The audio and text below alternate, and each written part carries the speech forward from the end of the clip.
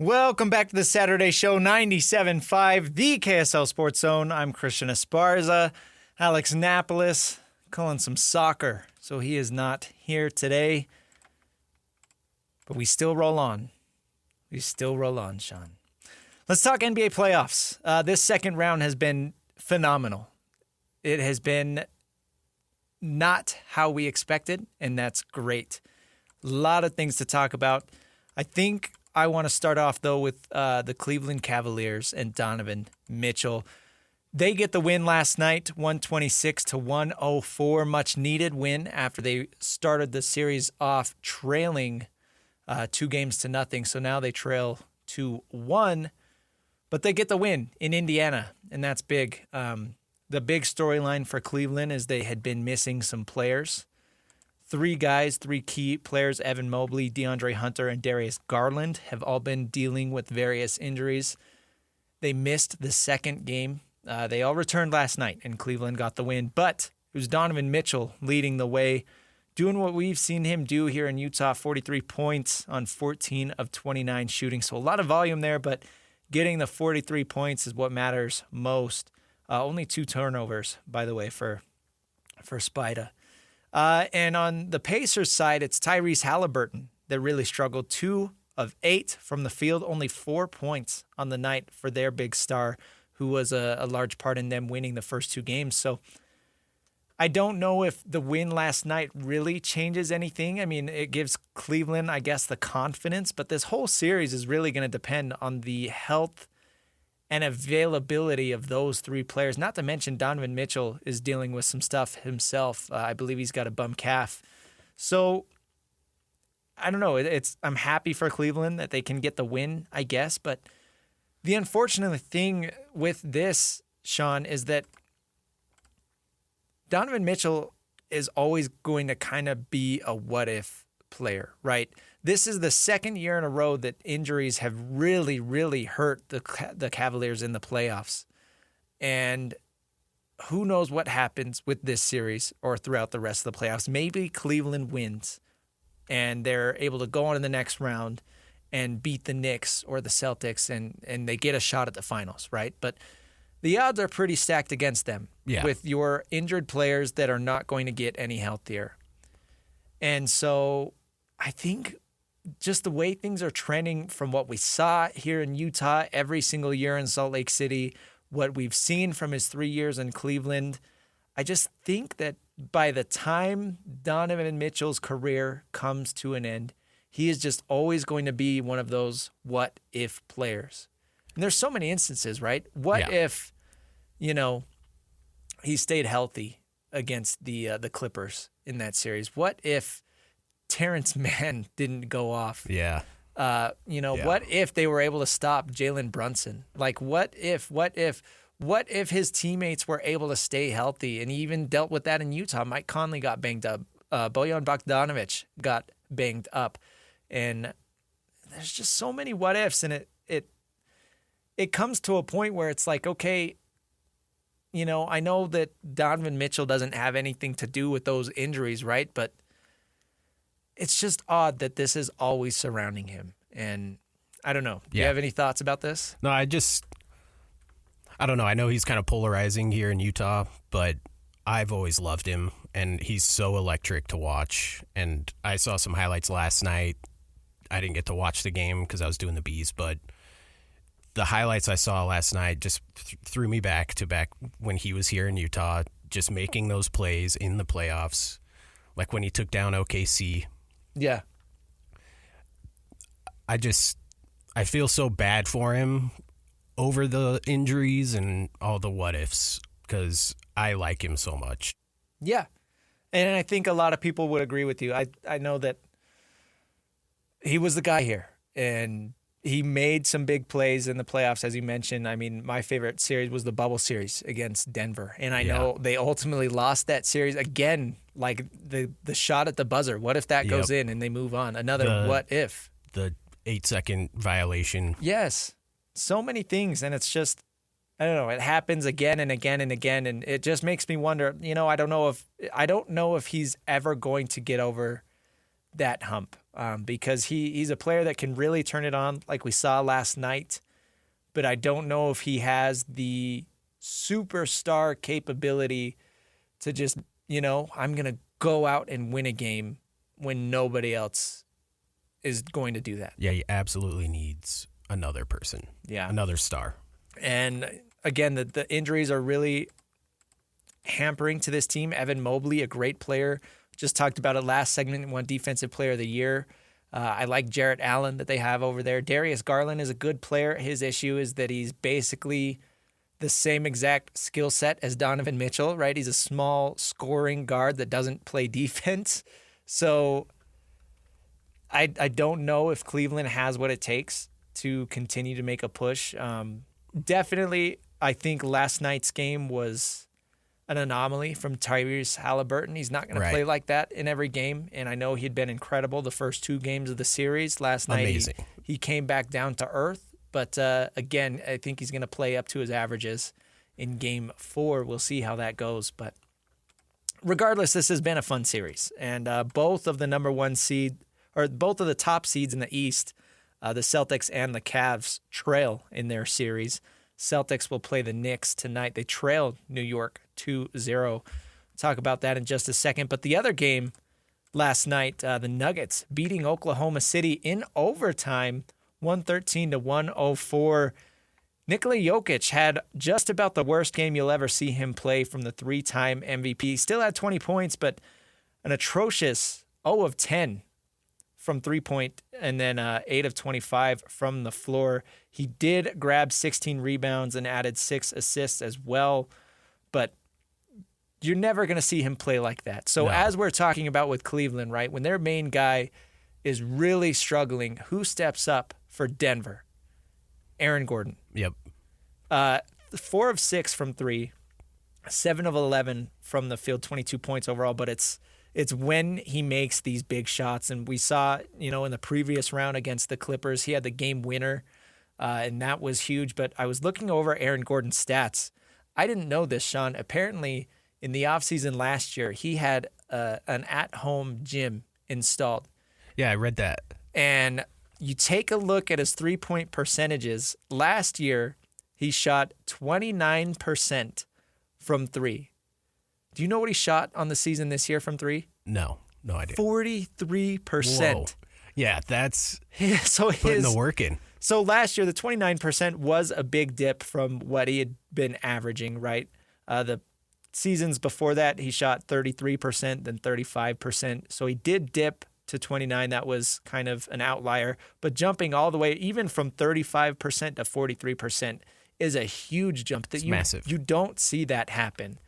So, again, this is probably a bit of an outlier season. I would imagine that number will probably dip a little bit. But regardless, that's next season, right? We're talking about right now and what he was able to do last night and what he's done throughout these playoffs for Denver. Going up 2-1 over the overwhelming favorites in the West is crazy because this Denver Nuggets team is a team that just fired their coach literally right before the playoffs started. And, again, as we mentioned, Nikola Jokic, best player in the world, 3-time MVP, having a quiet game. So you need guys that can step up and do damage. Jamal Murray, of course, as we know, he can really light up the scoreboard as well. 27 points for him, 9 of 19 from the field, 2 of 5 from 3. Then you look over at the Thunder, Jalen Williams, who had a bad couple games to start off this series. He led the Thunder in scoring 32 points, so it's good to see him get back on track. After they lost that second game, there was a lot of talk about, the Thunder are going to have to blow this up, and they're going to have to do something with Jalen Williams because they're going to owe him a big deal, but he's probably not quite worth it yet.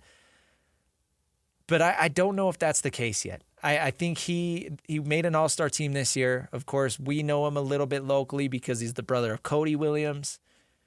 But he has a lot of potential to be a real number 2 or 3 over there in Oklahoma City. But the problem is you need your other guys to really show up. SGA and Chet Holmgren, they both scored under 20 points. In a playoff game, that's not ideal. They actually both scored 18.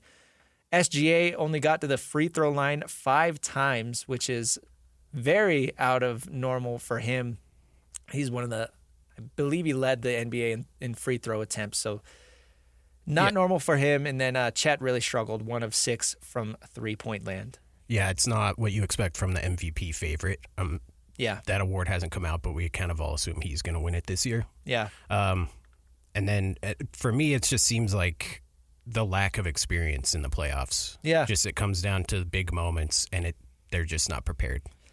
That's a real thing, experience. And this is a Nuggets team, again, that they won the championship 2 years ago, right? So they've been there. And like all of these guys were on the team when they won the championship. This roster is not that much different, at least as far as the starting 5. The Thunder, we saw it last year when they lost to the Timberwolves. Like it's a matter of just knowing what to do in the playoffs and being able to rise to the occasion and play in these big moments and make the big shots when they count and come up with the stops when you need them. Defense, so much more prevalent in the playoffs than it is in the regular season. And it's just an experience thing, like you said. And the funny thing about this Thunder team is it seems like by the time they get that experience that they're going to need, it's going to be time to make some big decisions with this roster because you're not going to be able to pay SGA, Chet, Jalen Williams, and Hartenstein, and Lou Dort, and Alex Caruso. Like all these guys. Yeah, that's a lot. They've got a lot of talent. This is a deep team, so it seems like this is their window right now. If they want to make a push towards the finals, this is going to be the year for them. And they need to get past Denver. Of course, they trail 2-1. So we'll see if they can come back. But I like the way that Denver's looked in these wins. But, of course, Oklahoma City, best team in the West this season. So they're not going to go down without a fight. Going on to tonight's games, let's start with the Timberwolves and Warriors. I think this one is pretty easy to hit. The Warriors won the first game, right? But they lost Steph, and that's huge. Hamstring injury for an older player. Not looking good. If he comes back, I think at the earliest they said would probably be like game 6, if it even goes that far. Yeah. I think they essentially said it was just going to be one game at first, and then Steph finally said that I'm not going to push this. There's nothing you can do. It's just got to let it heal. At least a week. We'll look at it in a week. Hamstrings are tricky, right? And you can't really play through it. And if you play through it while you're injured, you risk an even worse injury, and they're just notorious for nagging. Yeah, and I don't think, as far as I've read, this is like one of the first type of those injuries he's ever had. Yeah. So he doesn't have a ton of experience. Nobody knows exactly how his body's going to react or heal with that injury. And then Minnesota won the other night. They tied the series up 1-1. So can Golden State stay alive until they get Steph back? To be honest with you, I don't think so. We've seen Jimmy Butler do great things in the playoffs. He's one of the best playoff performers that we've ever seen, but I don't know if he can do quite enough. I really like what Anthony Edwards has done this season and throughout these playoffs. 117-93 was the final on Thursday, by the way, for Minnesota, getting the win over Golden State. So not too close of a game there. And you even saw Julius Randle come up with a big game. If you can get even a decent performance from him, all you need is for Julius Randle to not be a net negative. Exactly, yeah. And I think, getting that is I think Anthony Edwards is the best player in this series. Jimmy Butler is probably a close second. And then from there, I like Minnesota's team much better. Yep. Losing Steph is practically losing the series for Golden State. Yeah, So I agree. I think it's only a matter of time before this series is over.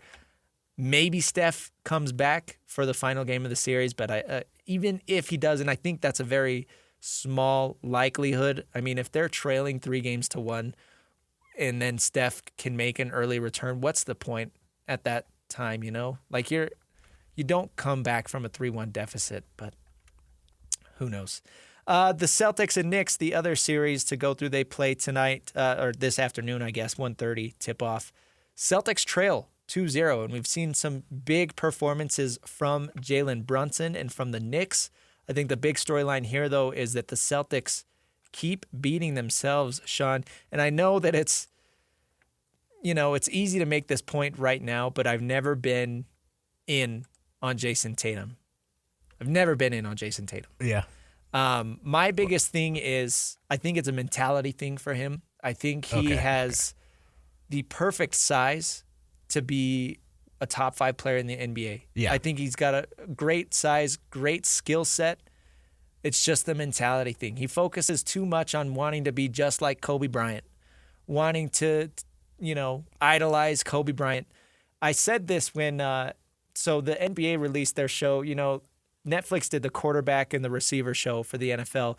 They released the NBA version of it. They had Jason Tatum, LeBron James, Anthony Edwards, Domantas Sabonis on there. And watching that show, my main takeaway was it would go from Anthony Edwards to Jason Tatum or whatever. And I would be like, if Jason Tatum had the killer mentality that Anthony Edwards had, he would be a top probably 3 player in the NBA. But he doesn't have that. It was that obvious in the documentary or in the show? I think it was. I don't know if a lot of other people took that away. But, and a lot of people like to bag on Jason Tatum. So yeah. I don't know.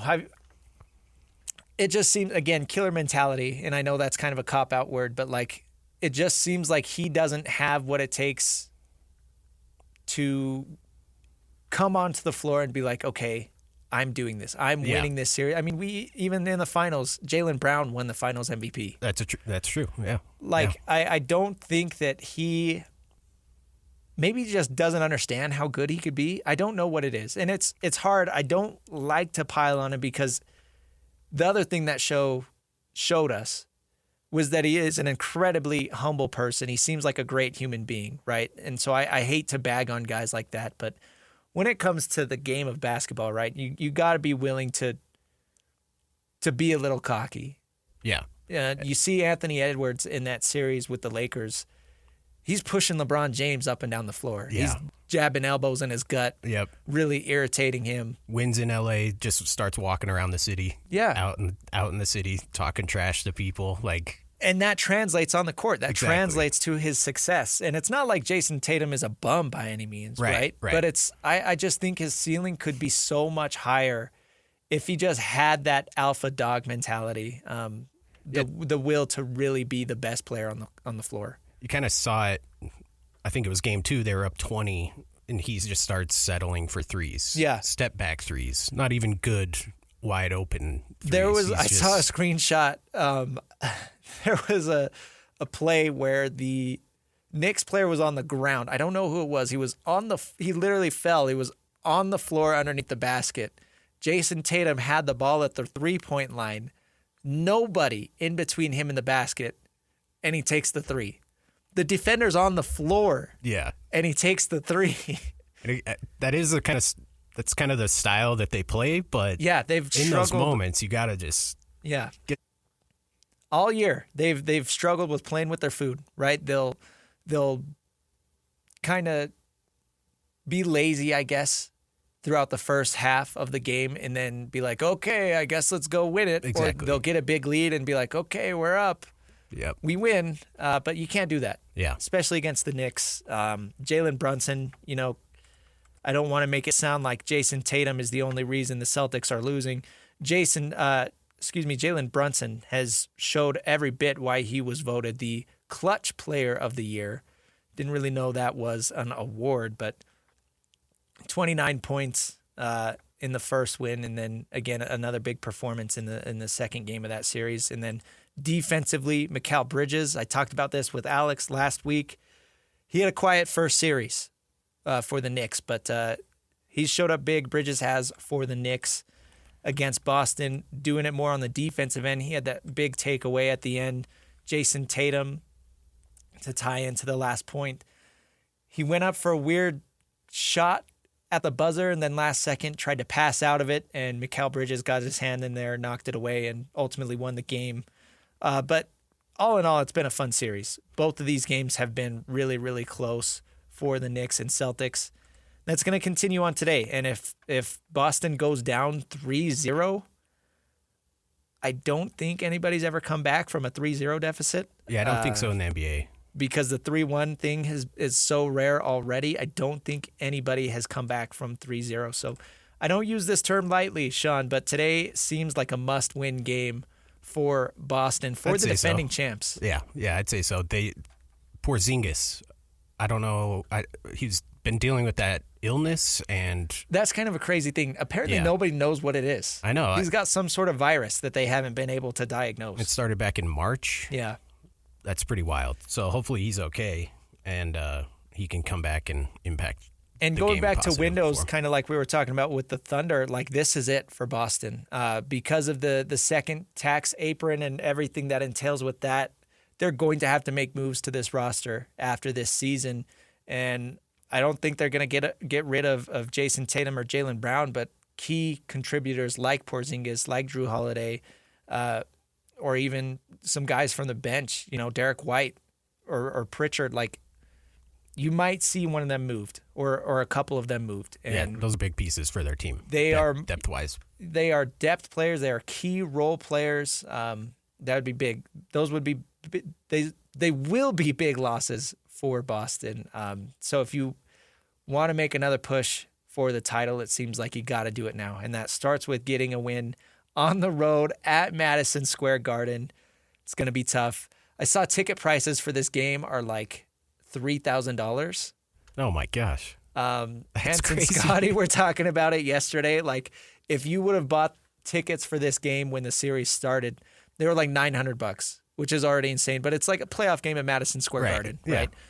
So if you would have bought those tickets, $900 at the beginning of the series, now with New York up 3-0, up to like $3,000 for the get-in price for this game. So that's astronomical. I can't imagine doing that. That's big. We'll see. Again, 1:30 this afternoon for the Knicks and Celtics, and then 6:30 tonight for the Timberwolves Warriors. And then tomorrow we've got the Thunder Nuggets, 1:30 tip-off there, and then the Cavaliers Pacers, 6 o'clock tip-off tomorrow night. All right, it's time for another break. Coming up next, we'll get into 5 minutes of, hit a couple more topics from throughout the week. Some more big news. Cam Rising announced that he is medically retiring. We'll give some thoughts on that next. This is the Saturday Show 97.5, the KSL Sports Zone. It's the Saturday Show 97.5, the KSL Sports Zone. I'm Christian Esparza. Alex Napoles, normally my co-host, out calling high school soccer today. Hope he's doing well. That first game is underway. If you care to watch, check it out at kslsports.com. But for us, it is time for 5 minutes of. Got a couple things to talk about left in the show. Hit them real quick. First off, let's start with this, Sean. Cam Rising, Utah legend, came out with a statement earlier this week. He has announced that he is medically retiring. This was interesting, number one, because, after the season ended, basically after he got injured the second time, right? Nobody really heard from him again. Right, yeah. Like people had not been seeing him. Yeah, nobody knew what was going on. And then just out of nowhere, he comes out with a statement the other day. This is what he said. Bad moon out. Due to a hand injury I suffered during the Baylor game, I've been advised by 2 orthopedic physicians that I will never be able to return to playing football. I'll be obtaining a third medical opinion and will undergo the recommended surgery. I will continue to rehab and do all I can to get healthy. In the meantime, I will unfortunately be forced to medically retire from the game I love. He then goes on to thank his family, a lot of coaches, and other people involved with the Utah program that helped him have the illustrious career that he had for the Utes. And it's just crazy to me how abruptly this all came to an end. And it's ultimately a sad ending to, again, what was a legendary career. 2 Pac-12 champions for the Utes that they would not have got without Cam Rising. Yeah. Just thinking about, everything that he put out on the field for Utah. You ask people like what his signature moment was, and a lot of people will give you different answers, which is the great thing about Cam Rising, whether it's, him defeating USC the first time, in that high-scoring game and the 2-point conversion there, or what about the other USC game where he gets hit in the head and his helmet comes flying off and he gets right back up and does the first down thing? Like that just shows how tough He was a tough SOB. Yeah. And again, really just set the culture up on the hill for the Utes. But again, it's just crazy how quickly it all comes to an end because he hurt that knee, missed the whole year. Nobody knew what was going on. And then he finally comes back healthy and he's supposed to have one last hurrah on his way out. Yep. And then that second game of the year, he screws up his hand by getting pushed into Gatorade coolers that are 8 feet off the sideline.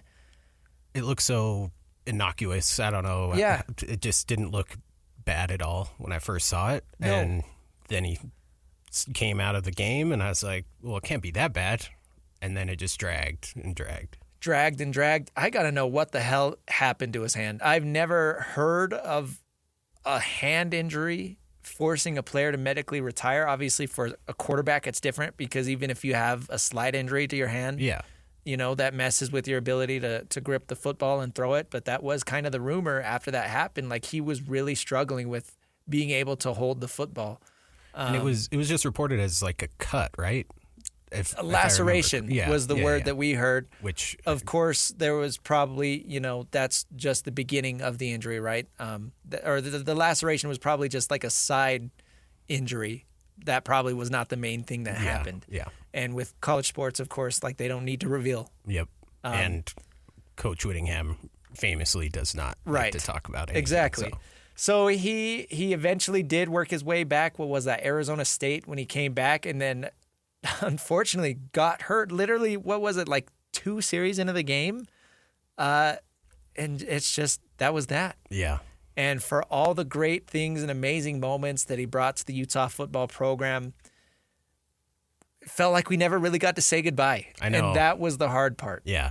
Just having to go out on not on his own terms. Right. It's a bummer. Yeah. For sure. It was really, really unfortunate. So shout out to a great career for Cam Rising. He is returning to his alma mater high school in California. He's going to be the offensive coordinator there, is the rumor. So sounds like that is the first step in the next chapter for Cam Rising, and wishing all the best for him. We'll see what happens with that. But like he said, even though he is technically medically retiring now, he is seeking a third opinion. He is going to get a surgery. Who knows what that's going to bring? Maybe he's going to try to make a run at, like, maybe signing with an NFL team or the CFL or whatever. Who knows? But maybe he just is like, you know what? It's time to close that book. It's time to move on. So, again, shout out to Cam Rising because he had a lot of special moments here for the state. Couple minutes here. Let's talk NHL playoffs real quick, Sean. We are seeing some exciting action in the playoffs. Defending champions, the Florida Panthers, they trail the Toronto Maple Leafs 2-1. Kind of a surprise there, but again, Austin Matthews is one of the best players in the NHL, one of the top scorers in the league. So, it's not a surprise really that Toronto leads the series, but Florida did get the win last night in overtime to get a game back in the series. And then the other game we saw last night, the Winnipeg Jets, they beat the Dallas Stars 4-0.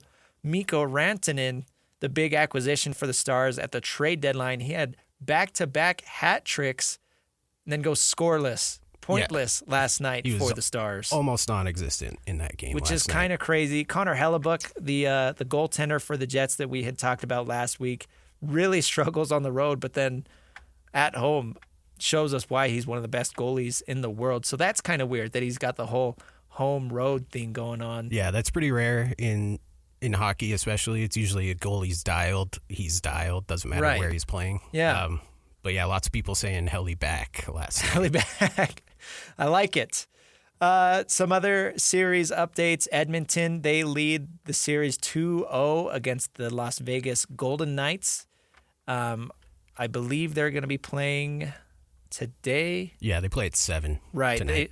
7 o'clock for Vegas and Edmonton. And then Washington and Carolina, the other series that we have, that series is tied 1-1. Of course, Ovechkin, the big storyline there for the Capitals. How far can he go?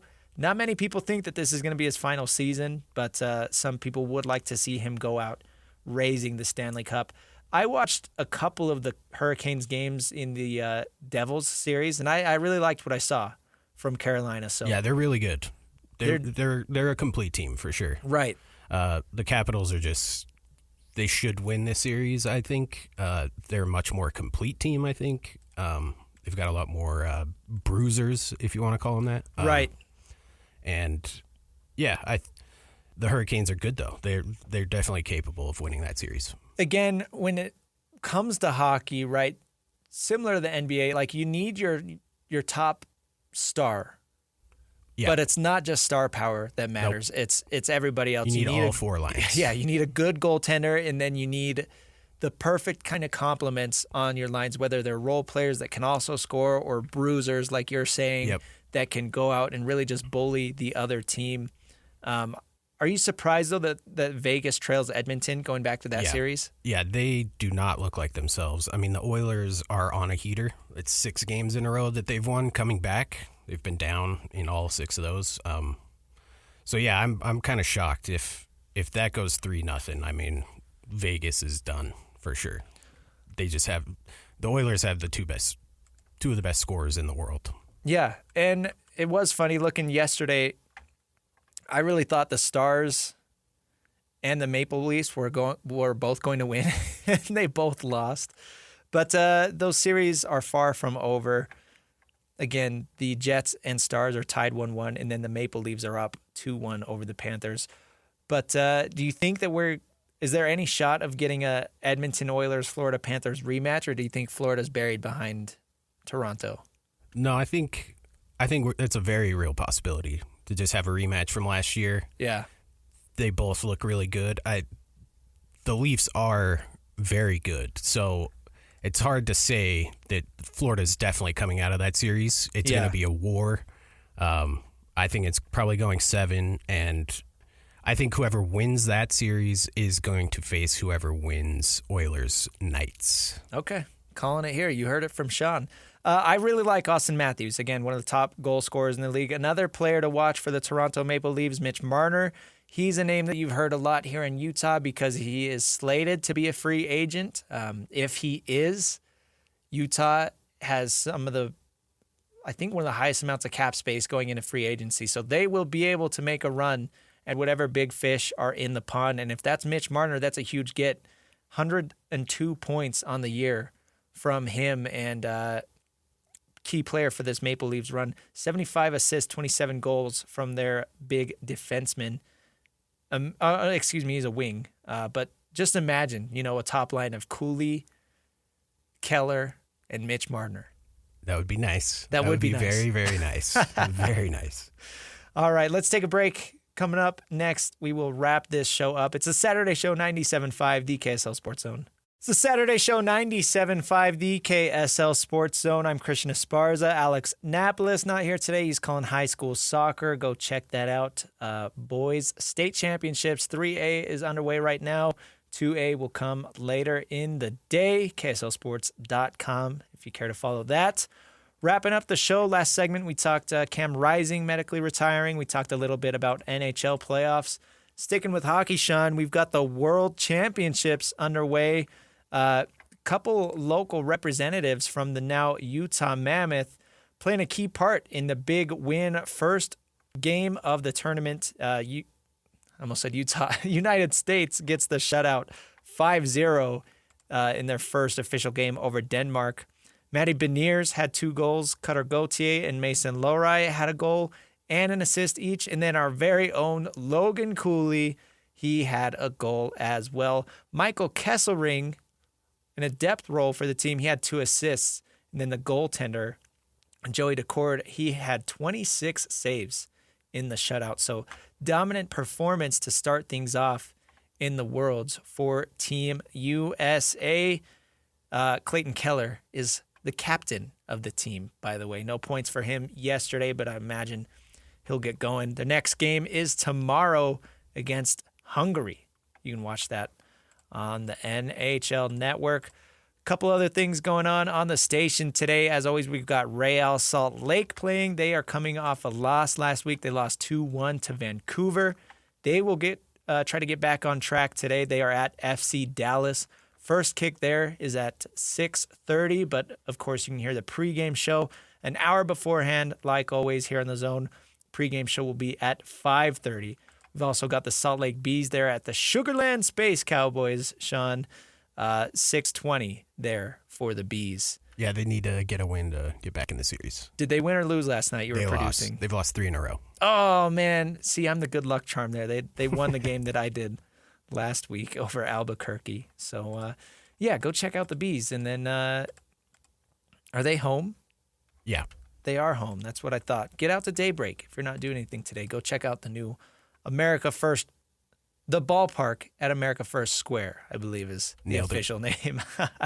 All right. Thanks for tuning in. It's the Saturday Show. We'll catch you next week, 97.5, the KSL Sports Zone.